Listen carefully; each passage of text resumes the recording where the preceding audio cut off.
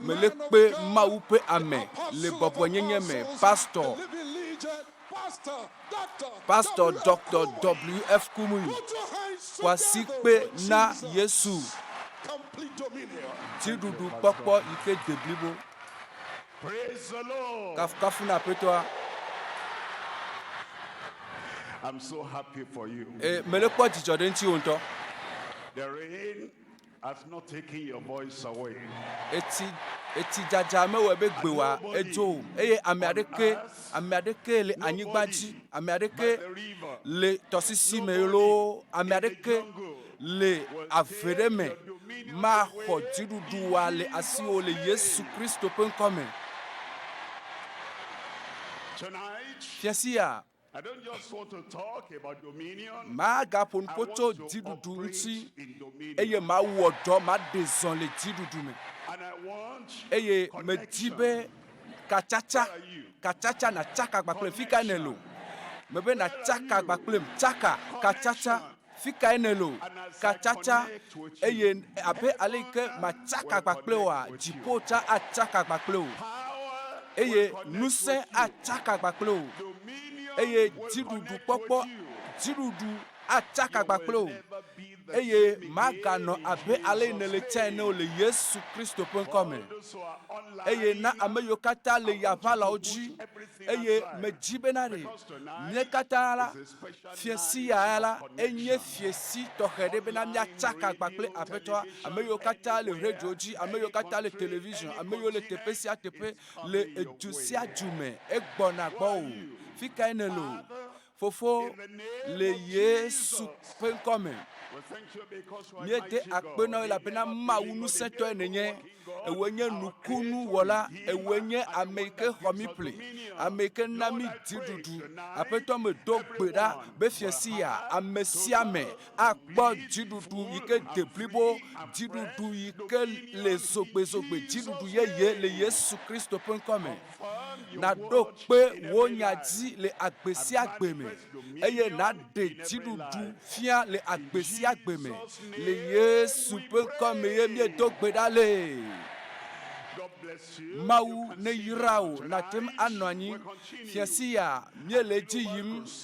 le dzudoƒo mɔnyakaka na xixe kplogodoa me yi ke ƒe tanyaga le nye be dziɖuɖu yi ke de blibo eye fiesi ya mele xlẽ nu na wo le Kɔrɔntotɔ ƒe agbalẽ gbãtɔ, Kɔrɔntotɔ ƒe agbalẽ gbãtɔ eta 15 kpukpui 29 ebe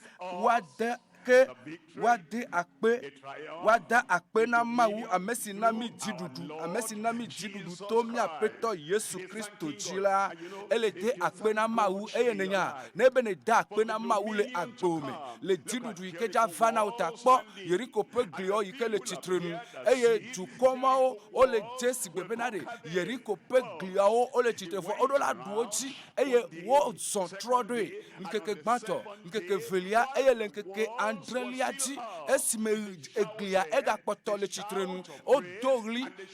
ɣli enye Mawu kafukafu ƒe ɣlidodo, Mawu akpedada na Mawu ƒe ɣlidodo eye Yeriko ƒe gliawo womu ebena ɖe nenye be kansa gakpɔtɔ le teƒe ma tsã la woada akpe na Mawu, nenye be ŋkugbanamea egakpɔtɔ le teƒe ma hã la woada akpe na Mawu, nenye be kplibɔ dɔa egakpɔtɔ le teƒe ma hã la kpɔtɔ da akpe na Mawu, nenye be mama ƒe gli kpɔtɔ le tsitrenu eye enuma kpɔtɔ le teƒe ma kafi miagblɔ amen mamlɛtɔa nakpɔ be Yeriko ƒe gliwo katã wodze anyigba ebe woada akpe na Mawu ame si na mi dziɖuɖu, ame si na mi dziɖuɖu to miaƒetɔ Yesu Kristo dzi la azɔ le ʋɔnudrɔ̃lawo ƒe agbalẽ tatɔ kpukpui 8 ebe ame si nana mieɖuna dzi mieɖu dzi tete dukɔ la ƒe mieɖu dzi ame si wɔe be mieɖu kalẽtɔwo dzi, ame si na mi nutete bena mieɖu dzi mieɖu kalẽtɔwo dzi. Aƒetɔa ewɔm be mekpɔ dziɖuɖu ɖe kalẽtɔwo dzi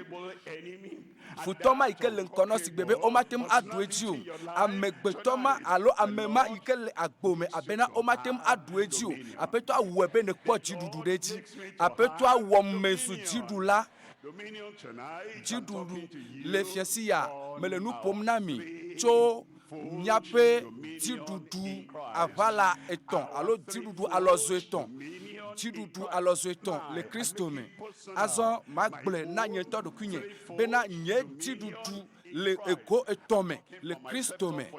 mele nu ƒom na ɖokui nye ma wòtsã na agblẽ na ɖokuiwo bena ɖe dziɖuɖu go etɔ̃ me yi ke mekpɔ le Kristo me aƒetɔa eɖo kpe dzi le agbo me aƒetɔa ɖo kpe dzi le agbo me eye aƒetɔa eɖoe teƒe esɔe sɔ da ɖe agbo me le Yesu Kristo ƒe ŋkɔ me eye míele nu ƒom tso enu ya ŋuti bena ŋkɔ mía dometɔ ɖe sia ɖe míava eye míaxɔ aƒetɔ Yesu Kristo dzi si le Mawu ƒe ƒomea me le Mawu ƒe dukɔa me le Mawu ƒe ƒomea mea dziɖuɖu alɔzɔ etɔ̃ yi ke le mía si esi ne xɔ aƒetɔ Yesu Kristo dzi si dziɖuɖu alɔzɔ etɔ̃ eye le gaƒoƒo sia me teƒe sia teƒe yi ke ne le xɔ aƒetɔ Yesu Kristo ŋkɔ dzi si afi ke ame eve alo ame etɔ̃ wole le nye ŋkɔa dzi afi ke ame eve ame etɔ̃ wowɔ ɖeka le nye ŋkɔa dzi afi ke ame eve ame etɔ̃ wowɔ ɖeka eye wodo gbe ɖa ebe mawɔe na wo ebe mawɔe na wo awɔe na mí awɔe na wo tɔnye nye ma da tɔnye ƒu o nye ma de ƒu o míaƒe dziɖuɖu alɔzɔ etɔ̃ le Kristo me dziɖuɖu alɔzɔ etɔ̃ dziɖuɖu kpɔkpɔ alɔzɔ etɔ̃ ŋusẽ alɔzɔ etɔ̃ enudzedzi na me alɔzɔ etɔ̃ yi ke le Kristo me Kristo va eye eva be wòana mí dziɖuɖu Yesu va be yeana mí dziɖuɖu ɖe nu vɔ̃ dzi yeana mí dziɖuɖu ɖe futɔ triakɔ alo futɔ kalẽtɔ ma yi ke le agbo me Yesu va be yeana wò dziɖuɖu ɖe Satana dzi nu ame vɔ̃ɖi ma Yesu be yeana wò dziɖuɖu blibo dziɖuɖu ememetɔ dziɖuɖu gotatɔ dziɖuɖu ŋuti aƒetɔa va be yeana mí dziɖuɖu zaya me made ƒu o wo ɖeɖekpɔkpɔa made ƒu o dɔyɔyɔwoa made ƒu o wo gaɖeɖea made ƒu o eye nu kake nye teƒe ma o agbo ƒe gokame o yene le dzi dziɖuɖu le dziɖuɖu kpatakpata dziɖuɖu ememetɔ dziɖuɖu enumaketɔ egbɔna na o fiasia ye koe nye fiasia aƒetɔa atutu aɖatsi le nukuwo me eye nu sia nu yi ke ɖu agbo dzi tsã va yi nu sia nu yi ke te agbo ɖe to sã va yi aƒetɔa aklɔ aɖewo katã ɖa fiasia le Yesu ƒe ŋkɔ me míaƒe dziɖuɖu alɔzɔe etɔ̃ le Kristo me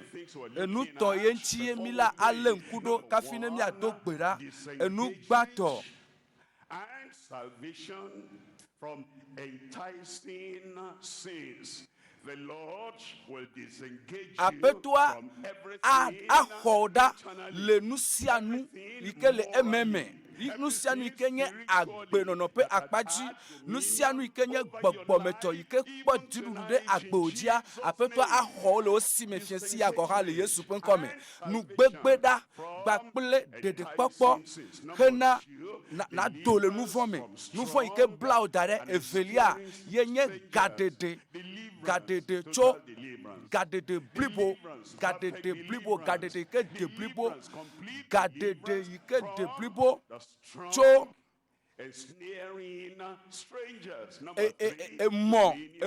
emɔ kakoma yi ke de o eye etɔ̃lia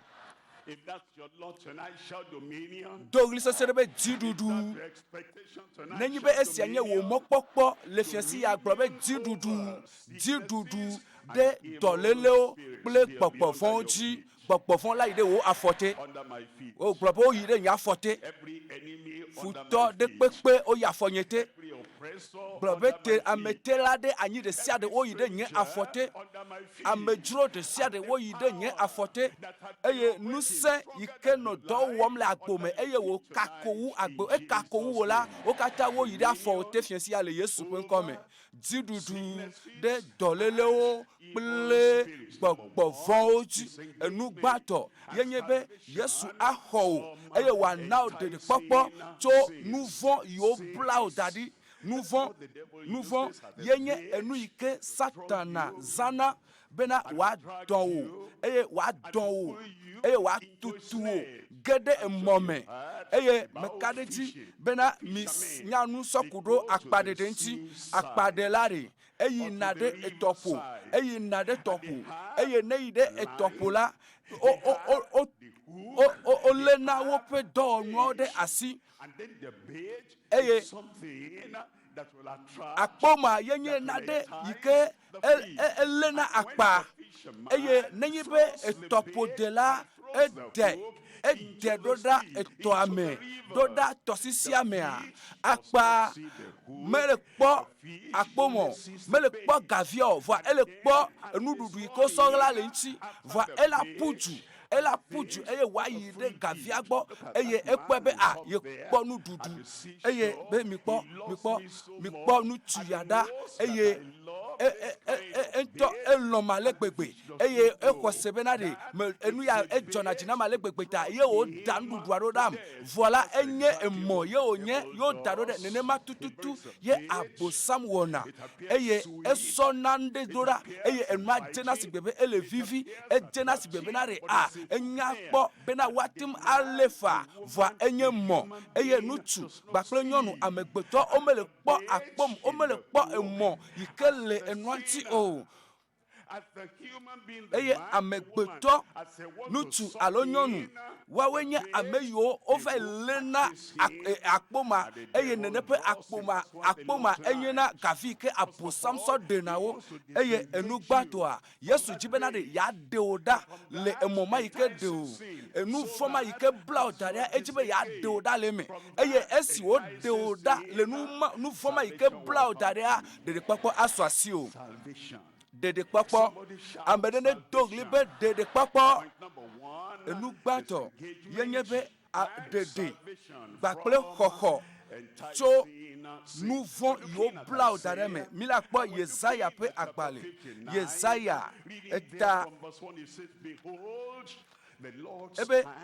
apetoa pe abo metodeme benama diamo Isaiah pe agbale tabla tonfo asieke kpoda Yehowa pe alo metodeme be ma hona ame o ye pe abo metodeme be ma hona me o Mawu pe asi Mawu pe abo sesema e pe abo ike wonanu Mawu pe abo yike menu sele awo dole agbo mefiasia gbakple nu sento ela deoda nu se bena wa deo nu se bena wa tsoe akewo nu se bena de nu se eye wa wodo nu se to ele agbo mefiasia le Yesu penkome yenye apeto ape asi obe Mawu pe asi yike atem ahoname yike atem aname nu tifafa Mawu pe nu se yike atem aso bugbowo yeye gbakple trotro agere agbo me ebe kpoeda ele no be na kpoeda ele be na de na tro wonku wo tamesusu wo ji eye wo ametiade na troeda le nu bubu de pepe yome eye kpoda Kristo yike le Calvary na kpo Kristo eye na kpo Kristo yike nu selesi ale gbegbe na wa hona o wa de oto nouveau pe babla de pepe me fiesi ya ele woge mebele fiesi ya ele woge na wo ebe kpoda Yehowa pe alometo de me be mahona ame o eye yepeto mechi be masenu o Yesu atem asenu eye asenu atem akponu eye ele nu kpoge eye ele kpo le tepe kenele eye le kapopo ikeme na wonya mechocho e na gbe apeto nyenye sila apeto me jibere na honam cho nu fon yo kata blam dada oh elle a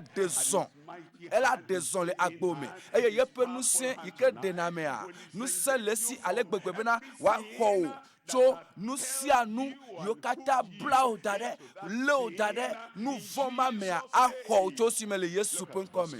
mina mia kpakpu velia egbo na mi le kpakpu velia me egbo be ke bom mia pe vo dada we klan mia kple mia pe mawula dome eye mia pe nu von we na be wo la nu kume de mi be magado to mi o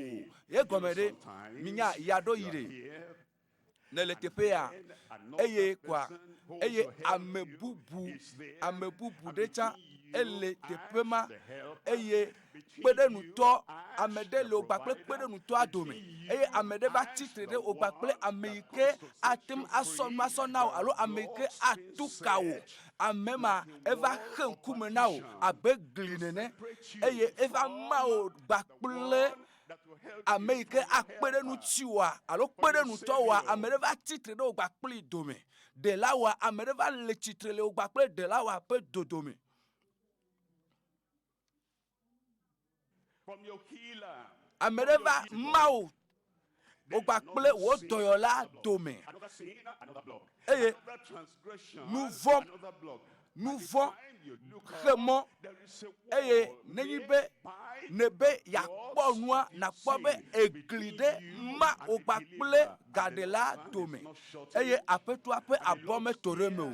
eye yepeto meti o be ma senu o ke bon mia pe nouveau dadawe klan mia kple mia pe mawula dome mama pegli le ogbakple de la dome ogbakple kpede nuto la dome eye ma ogbakple dome mi kwa nu se yike adewoda tso babla yo kata menele eye enu inawa le gbe o mi kpo egliada eglia wonto we so glia so do le tepe ma eglia ye le ogbakple de la dome eglima ye le ogbakple kpede nuto adome eye na gbaglima ne le gbaglima dare le fiansi ya na kpo be nanko e moahu eye apeto ape asi adegbo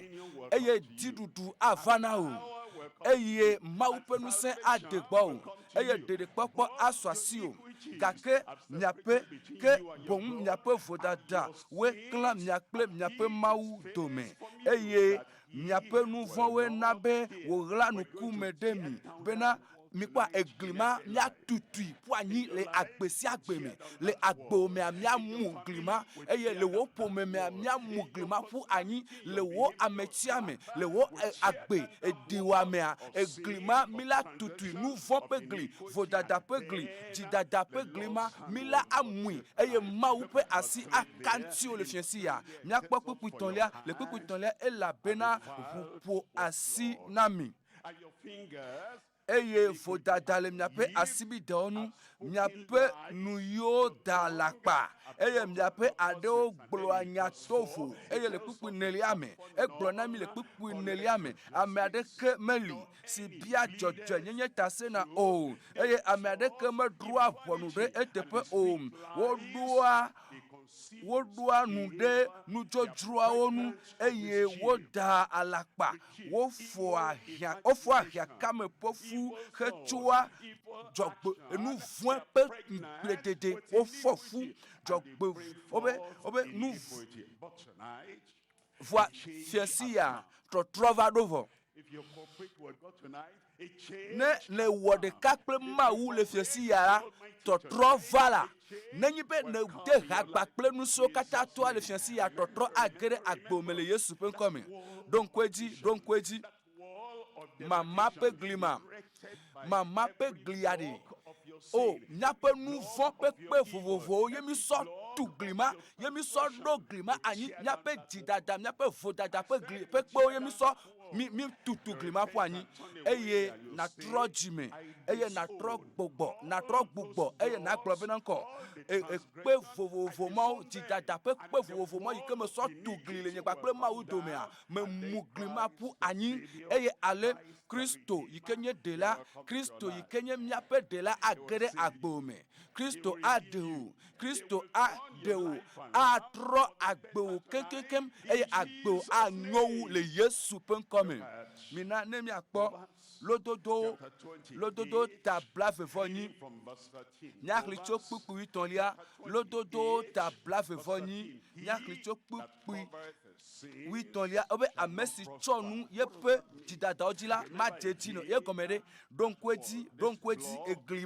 eglia yenyenuko nyape nouvon pepeo nouvon pe brico yemi so tu glima nouvon vodada pe gli mi doglia nyantowe doglia dare eye esimeye na tutu eglia apuanya ne jibe nko ne gbatrove le donu saint eglia ne gave so nous so le choglia eye ne va so nous so le choglia nous vont pe glia ne so nous le chom ale gbegbe na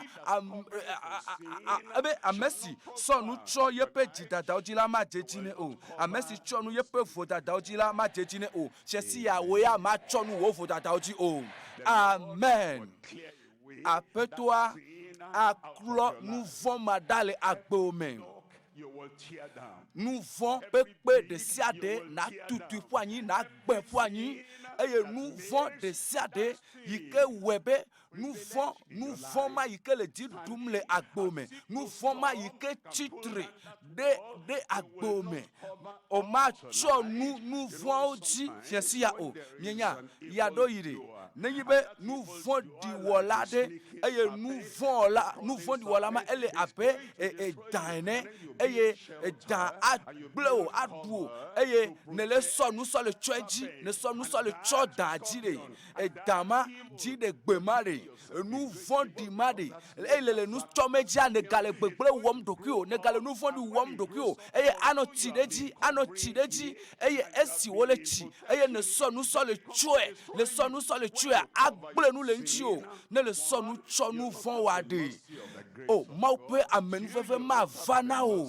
eye esi maupe nu blani kpakpakple maupe lolo me vana ota maupe nu blani kpakpa ma vana o eye maupe dere kpakpa ma swasi o ela bena ne kpotoku de nu von wanchi gakela nenyi bena ne glo bena de nu von si adola dokole agbenyemea a ne dokwa na kpo ben ko chochoke avana o ebe ke amesi ke vueme eye wo tujuela menyi bena vueme de ko o mikpa amado ina church consider gbe o ina sole me consider gbe eye wo fu na me be apeto nu fun le me nyelo enu ike me jebe ma wo aye me fe wo eye enu yi jebe ma wo anye me wo ya o eye wo fu na me no fu me fo tro ide ape ma o ga tro yi na eji eye consider yi aga kplo do la o fu na me be apeto am fon die menye am fon die menye eye nenyi be oh ne be nouveau na kpola meke atem anoto eye wo fu na me emegbo ga troyina o fana dutopo monya kaka eye o se na mawunya eye o chona wo pe agbena na Yesu Kristo o be meka o jibe wa so pe agbena Kristo o kona siji o kuna be na nouveau le menye nenyi be tapepe apa foko o troyina de apeme yo o gba yi na nouveau wowoji eye nouveau pe glia e ga mana wo gba pe apeto atome nouveau mama pe glima egbanona wo gbakple de la dome gakela amesike vueme eye wo tujuela wa ve enu eye ame aglobenari me so nu fon ya me ko pugbe be me tutu glia fuani eye glia me gbe mama pe glia kele nye gbakple mawunu so kata to adome me tutu me gbe fuani ebe ameke vueme eye wo de asile eye wo tujuela fiasia esime mon popo avadona o fiasia esime mon popo ava na vuonu eye na vueme gbakple woju eye na gbobe nye ma demo na nouveau ya bene gatro gbova ko glona be amen nye ma demo na enusia benade wa gbonu se le agbenyejike o glona be amen bubu eva esunenema ebe tala emovon dia ye mecho fifiare nye maga no epegere onye si mecho moma eye nye maga cho moma azon o ebe amesike vueme eye wo jujuela Judzɔ yeƒe nu vɔ katã woave enu. Mawu ave nu fiasi ya. Mawu ƒe tsɔtsɔke egbɔna na wo le fiasi ya. Eye Mawu ƒe ɖeɖekpɔkpɔ kpakple yeƒe dziɖuɖu yi ke le ɖeɖekpɔkpɔ me, yi ke ele va agbo dzi eye naɖu nu vɔ dzi le Yesu ƒe ŋkɔ me. Dɔwɔwɔ ƒe agbalẽ tatɔ̃. Dɔwɔwɔwo tatɔ̃. Míakpɔ kpukpui blavevɔ adelia ebe miawoe ebe miawo Mawu fɔ dɔ la ɖe tsitre na gbã. Ame yi ke dza ɖe wò ale ke woyɔnɛ hã. Mebere ame yi ke dza na wo ɖeɖekpɔkpɔ ale ke woyɔnɛ o. Ame dza na wo dziɖuɖu ale ke woyɔnɛ o. Ebe miawo Mawu fɔ yeƒe dɔ la ɖe tsitre na gbã. Ewoe wòfɔe ɖe tsitre na gbã. Ne sɔ agbo na Yesu blibo. Ne sɔ agbo na Yesu. Eye me ɖeɖeke da le mo. Eye ne do le nu vɔ me. Eye ne va de la gbɔ. Eye esime ye ehia be woawɔ nanye ame gbãtɔ. Megale gblɔ be o ma gblɔ be ma de ŋgble so ŋuti ma wɔea alo nye ma wɔea. Ma do lo alo nye ma doa. Ma do le fukpekpea mea. Ma do le nukpea mea. Ma do le nu vɔ ƒe gbegblea mea. Fiasi ya. Ebe de ma doa. Ma do le nu vɔ di wɔwɔ mea. Fiasi ya woe la nye ame gbãtɔ. Mebe woe la nye ame gbãtɔ. Mebe ame gbãtɔ le Yesu ƒe ŋkɔ me. Ebe miawo Mawu fɔ yeƒe dɔ la ɖe tsitre na gbã. Eye wòdɔe ɖa be wòayra mi le esime be mia dome ame sia ame natrɔ tso yeƒe vɔɖinyenye me. Amen. Amen. Be mia dome ame sia ame natrɔ le do dzesinu ya. Yaɖo ya. Nanɔ naɖe kpɔm eye zi gbãtɔ ke nakpɔe enua la avɔɖi enua menya kpɔ o eye ne le kpɔe gbãtɔa nanye kɔ eye naga kpɔe ke eye maga vɔɖi na wò abe ale ne kpɔe zi gbãtɔ ko eye naganɔ kpɔm kaka ko yeƒe nu ava nɔ dzɔdzi na wò. Yaɖo yi ɖe nu vɔ ɖe nenema wole ma. Zi gbãtɔ yi ke ne tsaka kpakple nu vɔ ma. Zi gbãtɔ yi ke ne gedze nu vɔ ma mea.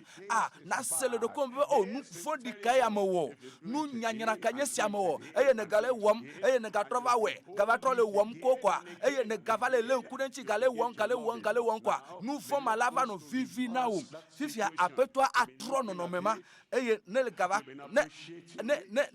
le kpɔe azɔa. Sala ne kpɔe ne evivi na wo edzɔna dzi na wo. Vɔa aƒetɔa ɖe eye la atrɔ ebe atrɔ wo ɖa tso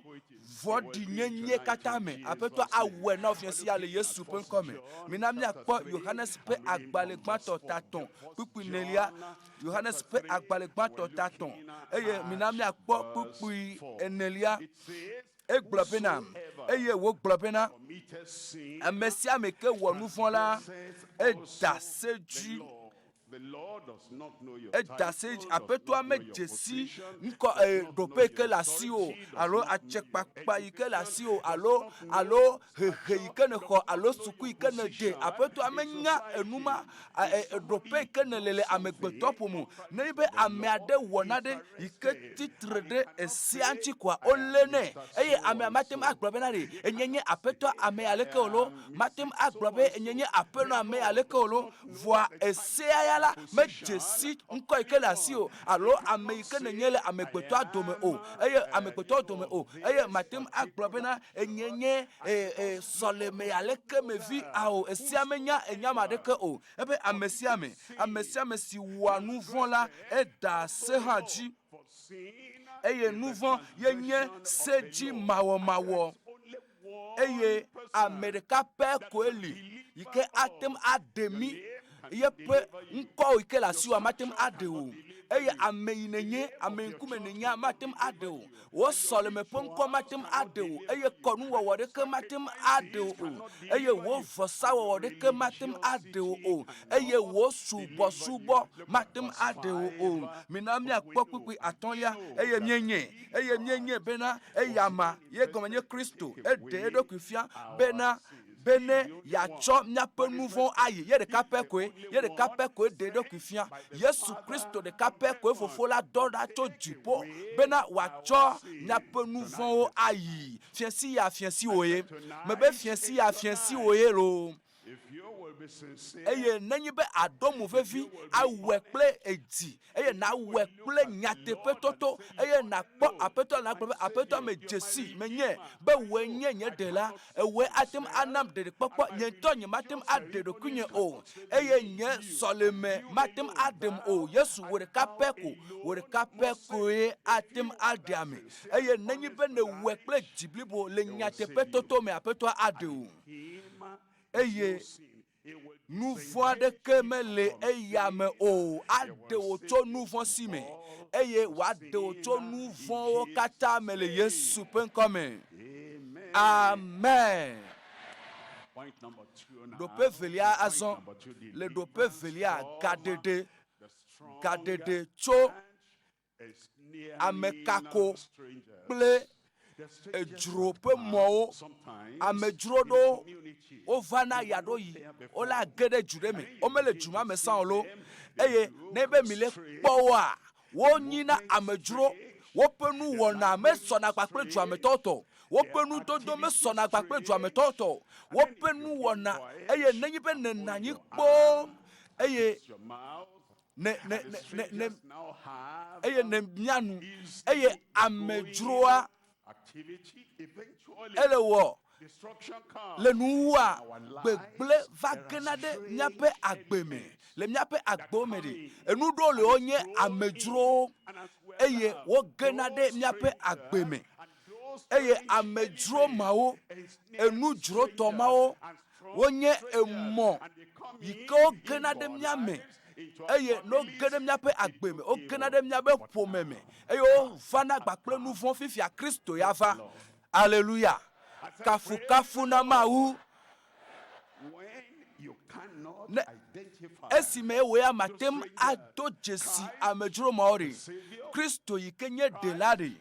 Kristo yikenye miape hola Kristo yike gblena dowo fondio kata dome Yesu ya atem ado jesio Yesu ya atem ajesio e wa gble o dome la gbome yado yiri amejro maori o sona dolelo vana ye dolele mavadore konji pe machini de kematem akpeo eye machini de konji obo le la meseme famele la mesemu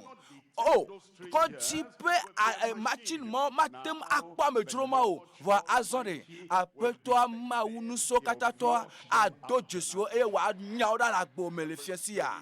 amejro de siade nu se jro to de siade eye vondi nu jro vondi de siade eye adisiame yo kata le ble la mese openya so ataji kaka de afogome le fiesia apeto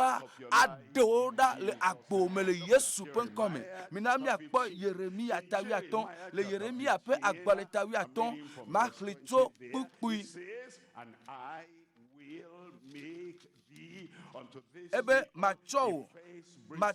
awo akobli awa fupli o macho awo akobli gasesi akobli glisese na jukosia eye ne wo apakpli o la wo ma gbeji o ebe ela bena melikpli o emanye Emmanuel ebe melikpli o ne ma hona o eye ma de o apetola ye gble kpikwi blave for de kelia le kpikwi blave for de kelia me ebe ma de o le amevondi o si me Brother, amen. Amen. Appelle-toi le fiancia. To yepe nous senji. Appelle-toi le fiancia. To yepe amenuve nous chiko kwekple ganyengeme. Ebe madeo. Ebe madole amevondi osime. Eye mahole nous tasela ope fegome. Nyakwa Yesaya. Chapter 54. Yesaya tablaton vovi. Yesaya tablaton vovi. Kuku ya andrelia. Ebe lanusia lanu iko tudenchi o la majeji o. Ejro nous amejro mao L'anuo le aussi. L'anuo tabla ton fond ne peut que yandrelia. Et nous makpo do le aussi. Ozana yo so blena me pe akbe. Voir. Blena après toi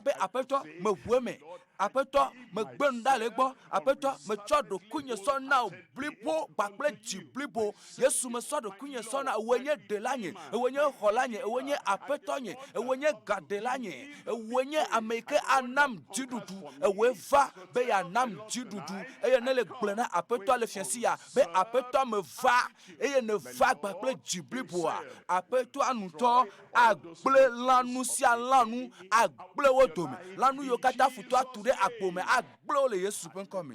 Ebe lanu sia lanu si wo tude nu ola ma jeji o. Eye abufon ades yokata chode nu o le wonu. Esi anye Yehowa pe dola o pe domeninu. Eye wo pe jojo nyenye cho gbonye. Yehowa ye gble. The Lord Almighty. Somebody should have shouted Amen. Do listen to the amen. Galatians chapter 1. Galatia to tagba makli chokupu neliaji. Galatia to tagba nyakli chokupu neliaji. Amesi cho yento do kuihena dem nyapenu vota. Amesi cho edo kuihena echo do kuisona mikwa mama pe glimadi. Fon bubu ma ye nape nou fon pe kpeo ike mi so tu glima e glima ike le titre sensederi ebe ye de kwele sibebe na de nou se de kemele anyigbaji nou se de kemele amegbeto me atem atutu glima fu anyo eye Kristo yavaro Kristo amesi cho edo kwike na de nyanu fon nuchi bena ya demi acho hiheme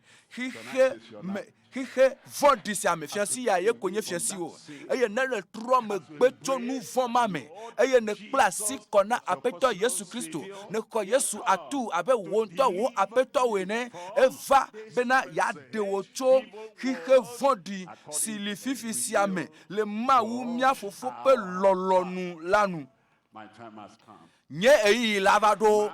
globe nye gapopolade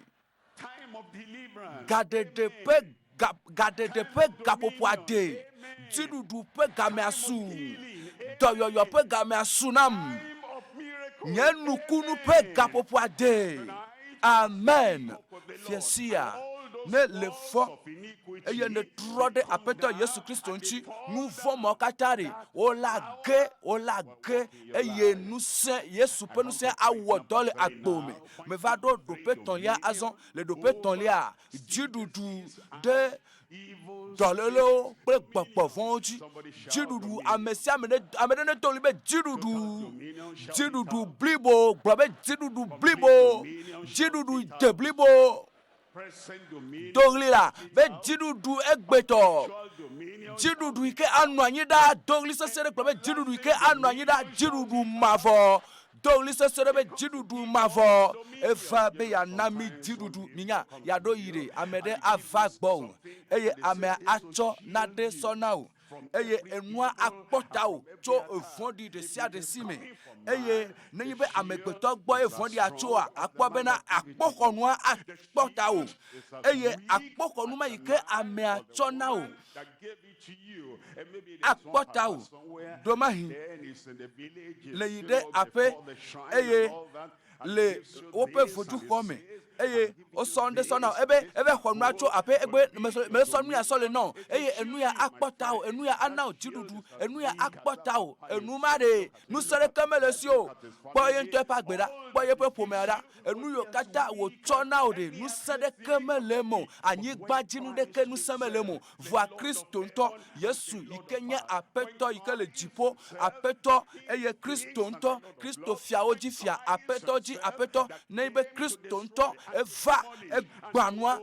keke eye wo de nuada enu yo kata ikenye abosantori nu san le Yesu si bena wa gba wo fu anyi enu kokko si anu kokko ikele agboma Yesu agba wo fu anyi Yesu ana ojidudu eye Yesu pe jidudu wa akplodo itepe si atepe na du tolelo oji eye na du gbogbo fun oji eye esi ayenye enu ike apeto ava be ya wo eye ye ova bena ya tona o eye tolele si adolele ikele agbome vefese si vefese ikele du agbo jita kakavana egbegbegbe enu ma okata dolele ma okata wa poto pa agba wa trofia si ale Yesu penkome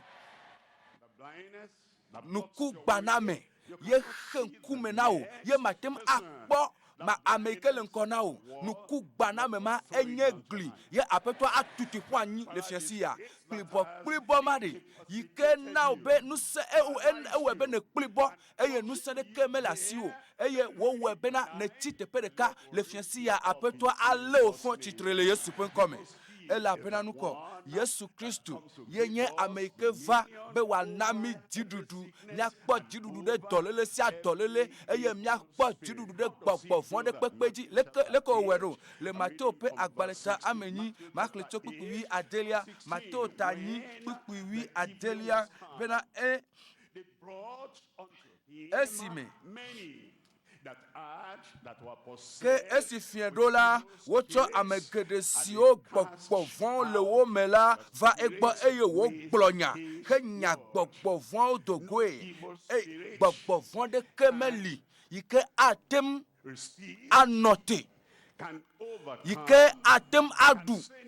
alors gbogbo von de kemeli ke Yesu ponu pokwa gbogbo von anote abe awa melio ema yenye enya yike ocho wo jipo ple anyigba le gomejeje amela nyalali eye mawu pe nyala enyala eligba ple mawu eye nyala enye mawu eye nyala va zunutila eye wo no mia dome eye mie kpoe ye pe nuti kokwe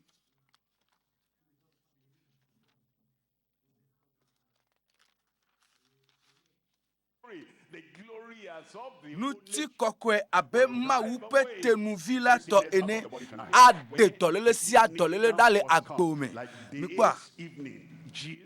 esi fiendo abale ke fien ya do otro ya nene eye Yesu Kristo yenye eya make echo egbeso ide mafo me Yesu yenye eya make mawu pe nya awodo le Togo pe anyigba ya ji le radio ji ya le television ya mawu pe nya awoyo pe do le teƒe ya le media oji mawu pe nya awodo eye fien esi fiendo la esi fiendo ke esi fiendo la wocho amegede si o gbogbo fon le wo mela va egbo eye wo gblonya ke nya gbogbo fon o Togo eye wo dagbele amesio kata wo dagbele amesio kata ameneni Yesu dagbele wonji ha mebe ameneni atema kpodoyo egbe o ameneni Yesu atema yodo egbe ma ha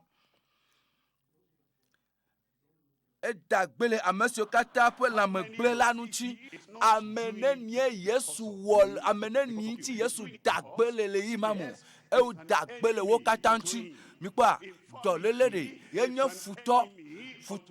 na eye plibo enye amejro le lamenao eye tepesia tepe ke Yesu kpo dolele mali tepesia tepe ke Yesu kpo amejro mali amejro pe nonomema ike ne mele nu chomejio ne wonto me klasi ko ne kurenti gligan ne be mele gbe o yen totonye o kansenye o dolele nya o abile domenya o nu kubana menya o yen totonye plibo do ya tonye ne wonto me kurenti o eye ne klonu leji eye ne klonu leji na Yesu benari Yesu peda Yesu ana ojidudu de dolele ma dile Yesu pen come ela be eglo benako e dagbele wokata yikele nyenu dusime wokata yokata le nkonye wokata yokata le rejo ati yo le senkonye da wokata yo le ope apomo o le senkonye apeto ble dolele si adolele dale agbomele Yesu pen come. But why? Nous cantio wero le kuku wi andrelia ra It might be fulfilled. bena wawu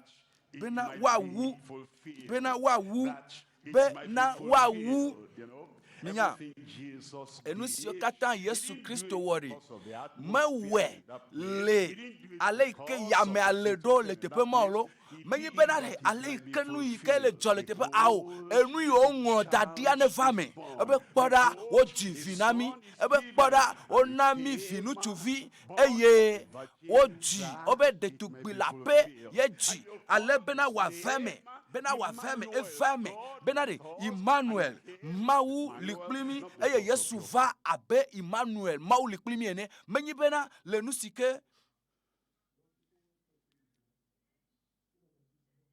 Feeling not because of what you think. menyi benu isemne le lame onti yolo va eva bena ya dega eye wa de tolele wa dale agbome abe aleke woja wele fiansia nene eva benare ale yike wo nglodi nyaglodi yike wo nglodi ntila ne nyaglodi sia ne wa vame bene wa wunya si wo nglodi to Yesaya nyaglodi la dila nu bena eya nto cho nyape gbojo pe tolele do edokuji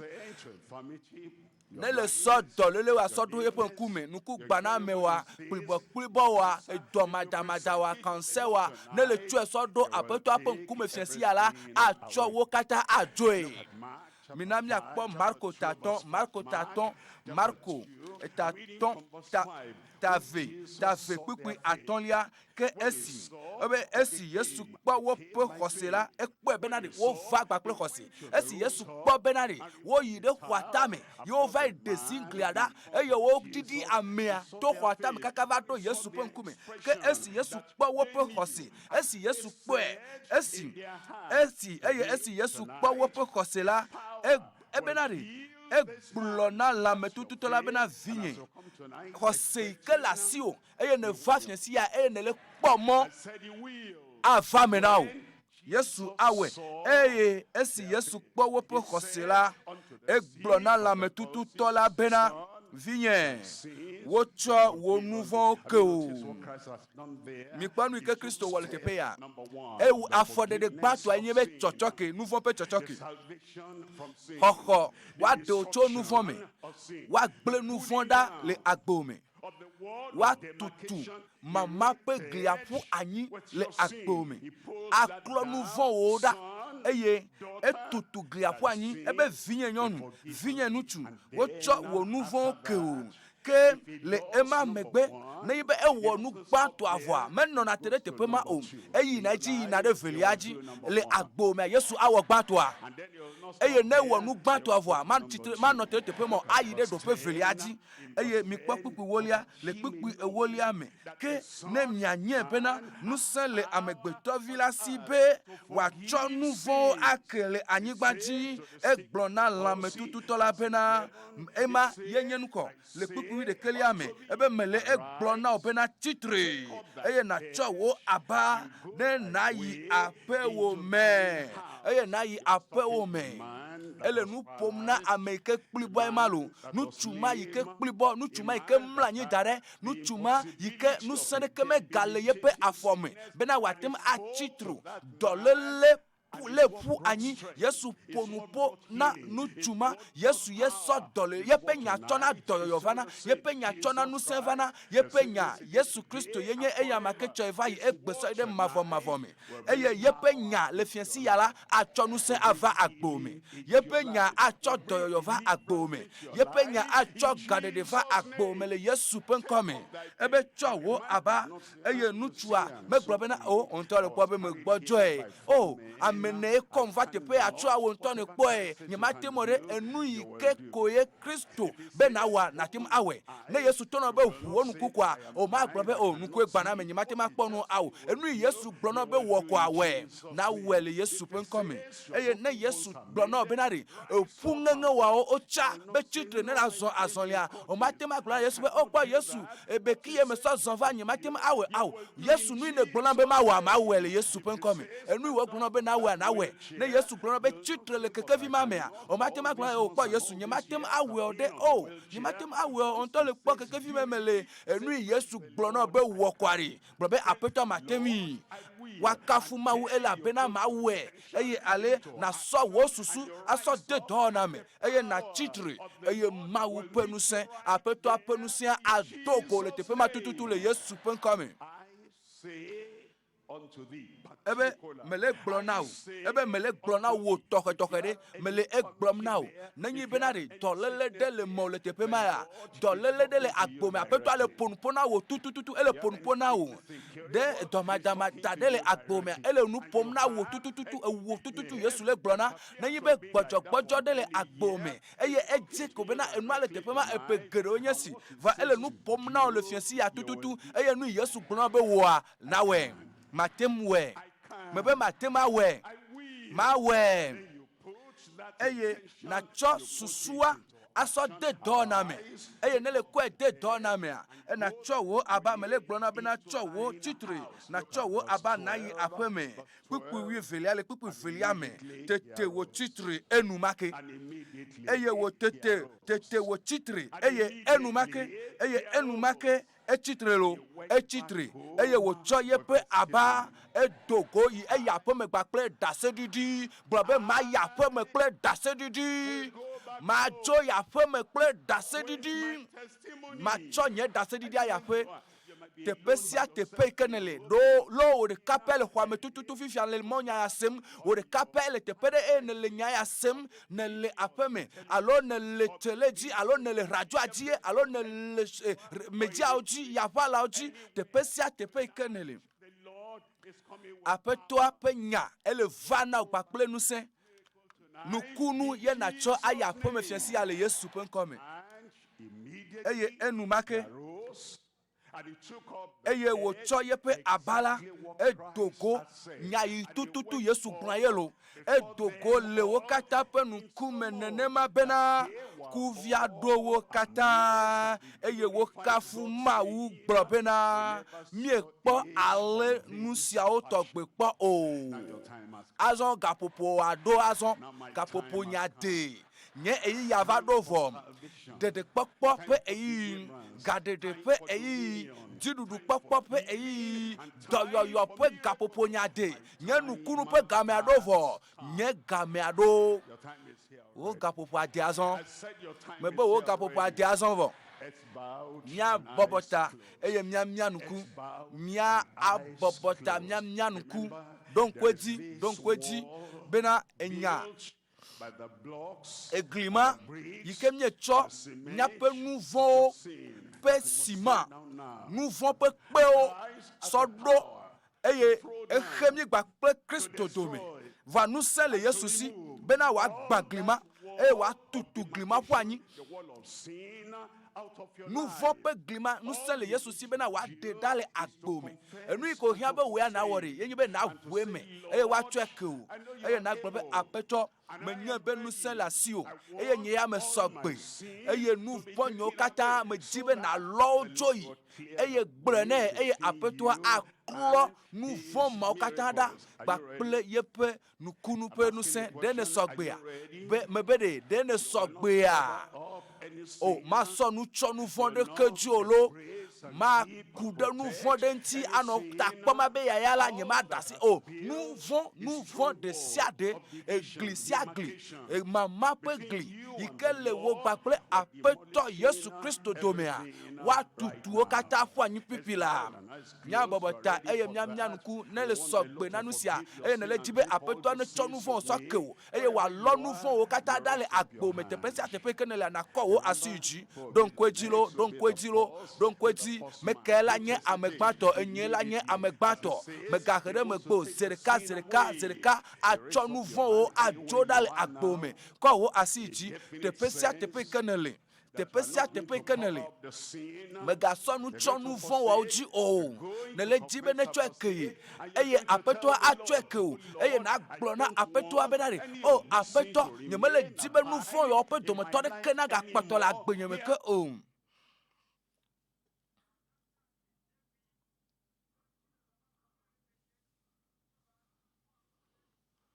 the Lord will know eye that apetoa today anye disengage benare from egbere the ne past dialo le sins nuvon of your gbedegbeto ne life. dialo And le you me ne have trolo the yo me salvation eye from dede sin. pokpo You have that aswasio salvation ade o now. cho nuvo me Anywhere you dede are, you are pokpo ma raising up your hand. aswasio God te bless pesia you. te pe kenele ne Thank kwasi you. God jire bless you. o maune You are yirao raising maune up your yirao hand. maune yirao la Your maune kind yirao of ne kwasi ji ana communicate. chitri Here na I am. chitri Here I eye na am. to Here gbogbo ne be I am. apeto nye I want yalo all these sins apeto to be yesu nye totally yalo forgiven. mele jibe Confess nuvon them yo to the kata mo Lord ana here chokata and akem forsake eye them. apetoa Confess them acho and say, awo Lord, akeu here gbenda they le are. gbo Expose them. weme na Don't cover gbenda le gbo up me and say, gaso nu Lord, choju this klonu is what loji I've klonu been in the loji robe past. apeto nu This yo is mo wo where I've tava ya been wa in we the yalo past. This is agbe what me I've no been cha ye drinking in nyesi the past. enu yo This me is what I've been chakana smoking tava in the ya wa past. nyesi And this is enu the yo me dirty yo na me life I gbona wa lived in nyesi the enu yo past. me no na tava Expose, ya wa confess, nyesi and klonu tell loji the klonu Lord loji na and say, vue me Lord, eye na by gbona your apeto be grace, apeto by to wo your amenu mercy, veve I me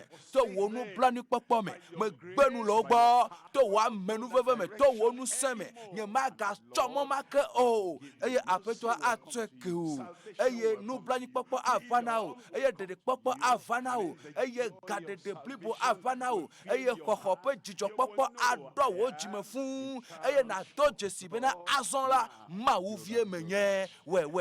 Yes. we gba we me eye na gbenu le gbo we me na gbenu le gbo gbenu le nouveau ma I will gbo not go that gbenu le nouveau pe direction agbe ma anymore. gbo nye ma ga zon mo Lord, ma ji o nye forgive. ma ga no nouveau pe Lord, agbe save azon o me. apeto And he will. chekim apeto dem I'm going eye to pray apeto for awe you na o now. Keep azon that ma hand do gbera gba up plo while you're asiwa ne standing no up. jire tepe ma And eye na anywhere kpoto you anochitrenu are, eye tepe sia any tepe part ikenele of this country, any part of this continent, tepe Africa, sia any tepe ne part le of any Togo pe continent, duyame le anywhere, Africa lift up your le hand and tepe sia stand up tepe there kowo and asiji believe eye ne right now chitre na that hwese this is the bena moment pipi la go of your ha salvation. wo de Father, pokpo pe yi ya ava me na o today fofo we come to nye de you akpe na o asking egbe for eye mercy, mie va mi asking le for bia o nu forgiveness blani for pokpo mie le everyone bia o that has chochoke na sincerely, amesia honestly me yi ke confessed and sonya ya forsaken their vevie sin eye wo and bia o they believe chochoke on the na Lord cho open nouveau Jesus ke o Christ who eye me do died for gbera be every Yesu sinner Kristo on yi the ke cross of ku le Calvary. nouveau I kata pray ta that le Lord, Calvary your pe mercy, aji your so love, ganchi your apeto me compassion, do gbera be forgive wo nu blani them pokpo wo lon in o do me totro Jesus' na cho ake name. o le Yesu pe And nkome Lord, I pray apeto me do all the gbera guilt, bena all the wo pe fon bubu condemnation de of siade fon sin didi de and the siade damnation nous and the vont peu font punishment, boubou eternal de suffering siade y que of sauf sin, peu peu take ma away vova from me every do one of gbera be fu peu them peu ma in vo ma fon boubou mo kata Jesus' ne de da lo name. pa gbe me le I Yesu pen pray, come eye Lord, me do that gbera tonight apeto will be be the fiesi ya night of na their nye wo pe de salvation. popo pe fiesi do Confirm pe that ji salvation with do pe joy. de popo ya Confirm ji that gba ple salvation jijo with do peace of pe mind. de popo ya ji gba ple Confirm that nti fa fa lo wo pe salvation susu with me do assurance pe in de their popo ya ji heart gba ple in kakade ji ke Jesus' agere wo pe name. jo me le Yesu pen Thank you, come Lord, because akpe na wa peto I ela believe bena me and I kwesi know me it is nye done. be In efa me le Jesus' Yesu name we pen come mi do pray. gbedale God bless you. Keep on mawune standing. Our yirao counselors are poto no there. chitrenu And those eye counselors will come to you now. They give you the paper to fill and all those details joyfully, happily, honestly, sincerely. You fill that paper. We'll call poto no on chitrenu whoever is eye moderating na tonight so to fon na come so kapo and mo lead vi wa us in zirika this zirika counseling we time. ko And asiji then after eye ne that, so agbo I'll na come for the Yesu Kristo second dose. And na today, so kapo mo God vi will wa give you zirika deliverance eye na over anglonu every ko wo sickness and infirmity in your life in Jesus' e ko name. imenele And the people of God e do ne said, wona na ngule doda mi to phone number si oyoge ma la fifi laji eye wa pere nu ti o eye le majiji me mope ame aga trova eye wa do gbedale miata eye dolele sia dolele gbogbofon sia gbogbofon yi ko le miaji dum sa Yesu anami jidudu wa ji so azonji le Yesu Kristo pen come ewe cho agbo na Yesu Kristo ewe so jiblibo eye le nyate petoto me ne so agbo na de la Yesu Kristo na ngro nu ko doda to phone number si o si nage mala fifi laji 99 99 36 75 na tem ayo eye na nanu ko ple ko imenele tepe sia tepe kenele na tem angule doda na tem ayo agblefa na tem angule abe message ne asododa to 99 36 75 Allô, blassier que voici que, blassier que voici que, blaton voidé, blandrin voiton, allô, 90, 27,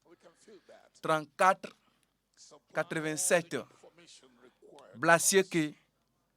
blave voindrin, blaton voné, blani voindrin.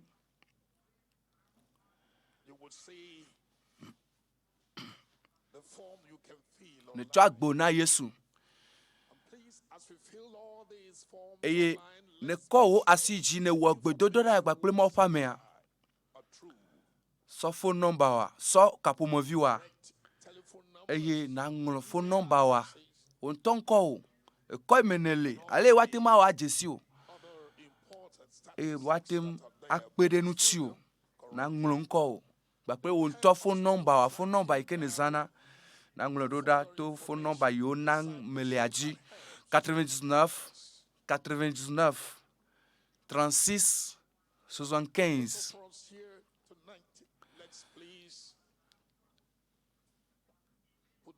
99 99 36 75. Allô, 90 27 34 87. Est-ce qu'on y phone number yoji na tem anglon call baklo won to phone number wa na anglon do da to eji e ko imenele na anglon do da na tem ayo aglobe a fifi la me cho agbenye na Yesu mo hwese be Yesu nya peto Yesu nye dela eye Yesu emu mama peglia alo ne mu mama peglia Yesu khona o Yesu do na ananko bakle e ko imenele a na tem ayo phone number siao alebe na watem akpede nu tio na no Kristo tope agbea eye na duji na dunu vonji na dunu chilanji na duji le gode siade me pekpede nu chi ye wo le vevie bena na wan jesio to phone number si aussi na meledi plus 228 90 27 34 87. Allô, move number, move before number yenye plus 228 99 99 36 75. Yesu khopenya elevevie, nous vevia fo de vevie tonton onye yenewo. Eye ehia be na gere pomeame. Eye novio fofo le pomeame wa kpere ntio. Be natem a yide mo sonsoanji natem a dovevie natem a chi le Kristo ame be natem a chi leme e ata sonya ya vevie e na nglonko alo natem a yo na yo e na onko bakple ko menele kple wo phone number na ne doda e wo esi avoa no vi gere gbedodora me e na chonya wo sonna apeto Yesu Kristo na no nyade glom na Yesu na no nyade glom na Yesu. Nous sommes les Yesu si, Yesu ana nous sommes na du dolele maji. Apeto bubuo va me bubuo va kpache de miaji o do apeto de miaji. Dolele va kpache de ji o duji o. Yesu le gbesoso be na ne le loko. Ya na o jidudu na du dolele maji. Na du eji me gaso nu tweji o, me gaso nu tweji o. Me no gogobe o dolele nya dolele apo nu vi ele vivi na o ya do gbera na klon le dolele maji cho dolele ma sofia Yesu Kristo Yesu ana o jidudu deji gbogbo bon yo kata ji o du le pome ame le won to agbo me Yesu ana o jidudu donc alléluia kafu na mawu mebe wa kafu apetoa. Time of dominion. Jidudu pe gapopoade. Nous sommes pe gapopoade azon. Doyoyo pe gapopoade. Nous kunu pe gameasu. Is coming your way. Ebonana wo. Tonight, Fiasia. as you drop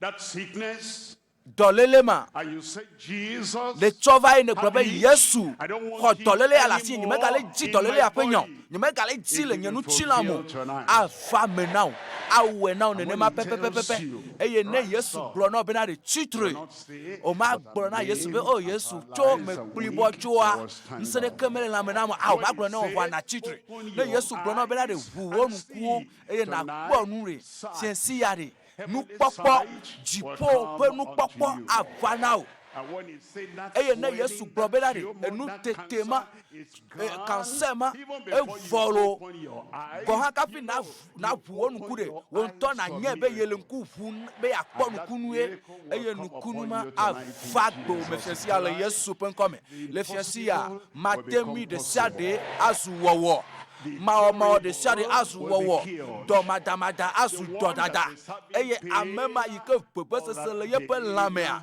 vevesese mawo vanish katã away. wo la ƒo te woƒe agba All woato that suffering eye will fukpekpe mawo vanish katã away. woadzo All that stranger, eye evil amedzro mawo katã strangers amedzro in your vɔ̃ɖi body. amedzro nyanyra Evil wova le wo strangers nutsila me in your life. amedzro What the vɔ̃ɖi Lord wole has not agbo me ordained a for you, enu yi that aƒetɔa stranger medo will atsi ma yi ke flee away aƒetɔa tonight. medo a aʋu atsi mawo That thing that amedzrowo has katã wole become stronger than aƒudu you are, adzo more powerful a than nu you ma yi ke are. ɖu dzi The o power kpe ŋusẽ ɖe of dzi o heaven dziƒo will ƒe come ŋusẽ upon that adidi thing right adidi now ɖe nu ma dzi and fifi will la dislodge eye that thing. aho He nu said, ma la le "Take that agbo me thing ade wo le and nu ma free ƒe tonight asi me in eye na Jesus' vo name." fiasi ya le Yesu ƒe ŋkɔ me. Wherever you are, Fi you have kake that ne ailment, le o. that pain, that Ye infirmity, vevesese ma that le dzi o incurable sin, vevesese whatever it is dɔmadama there, nu you ma nu raise up kake one wo nye hand le and teƒe ma lay wo ya the na other kɔ asi hand ɖeka yi dzi on eye na yourself sɔ asi and velia we'll sɔ da pray. ɖe ɖokuiwo And dzi when we eye mention míato the gbe name ɖa of eye ne Jesus, míeyɔ that Yesu ƒe ŋkɔa thing enu has ma to go away from eɖo your la life. tso ɖa le agbo me. Raise up that hand Kɔ and place asi the dzi other eye hand na where sɔ you velia have sɔ the da ɖe problem ɖokuiwo dzi teƒe sia and the teƒe yi ke sound kuxia le of na wo the na sɔ asi final velia sɔ da ɖe amen, dzi you esi me check ame out memletɔ na ve ɖi healing koa na to ɖokuiwo has kpɔ dɔyɔyɔa ava ge ɖe lãwo me. Father, Fofo in le Jesus' Yesu ƒe name. ŋkɔ me. We come to thank you Míeva tonight. be We come míada to kpe praise na your le name fiasi ya tonight ela because míeva be we know míado that ŋkɔ ɖe dzi elabena míawo míenye bena nu sia nu yi ke míebia le Yesu ƒe ŋkɔa dzia eɖo la va me natsɔe ana mí eya ta aƒetɔ medo gbe ɖa le ame sia ame ta le teƒe ya ame sia ame ta le radioa gbɔ ame sia ame ta ame sia ame yi ke le aƒe me ame sia ame yi ke hiã dɔyɔyɔ hiã gaɖeɖe medo gbe ɖa do wo ŋusẽbua ɖo ɖa eye nayɔ dɔ na wo le Yesu ƒe ŋkɔ me.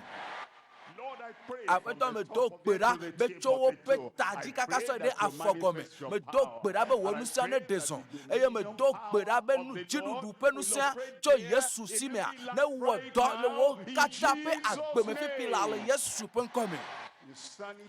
Aɖaʋaɖɔ mede se na wo xɔ dɔyɔyɔ wa le Yesu ƒe ŋkɔ me. Ŋkumɔ yi ke gbã ŋkumɔ ne ʋu fifi la eye nu kake